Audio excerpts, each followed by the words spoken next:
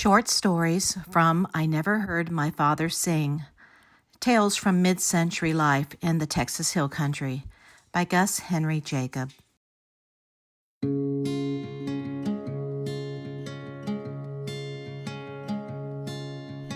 It's unbelievable.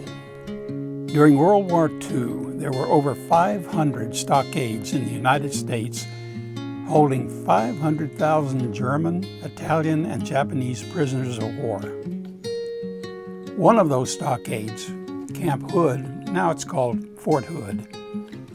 Camp Hood was only 25 miles, as the crow flies, from our home in Andis, Texas.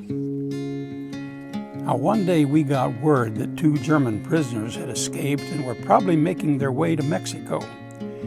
And since we lived on a direct line to the Rio Grande, we were warned to be alert, especially at night. The runaways would most likely hide during the day and travel under the cover of darkness, living off whatever they might steal for transportation to speed their journey along, particularly unlocked vehicles and gasoline from farm storage tanks.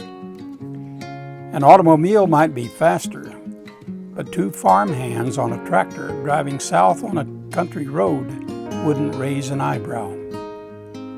Housewives were advised not to leave their washing on the line after it had dried.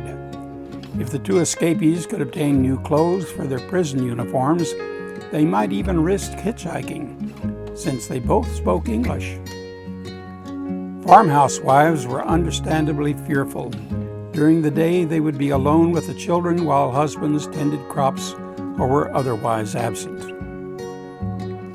Panic spread one day when one mother found that her fresh-baked apple pie was missing from the back porch where she had placed it to cool. A quick phone call and a word went out. Party lines came alive. The rumor continued long after the missing dessert was found. It had never made it to the porch after all. She had quickly set it aside on a shelf near the stairs and had rushed up to referee a battle between 2 rowdy youngsters. But my aunt wasn't taking any chances. Although Uncle Ben was young and athletic and strong, no one was going to convince him to stand guard outside, not even one night. But Aunt Olga was resourceful. She would find a way. Something to repel the approach of the dangerous escapees.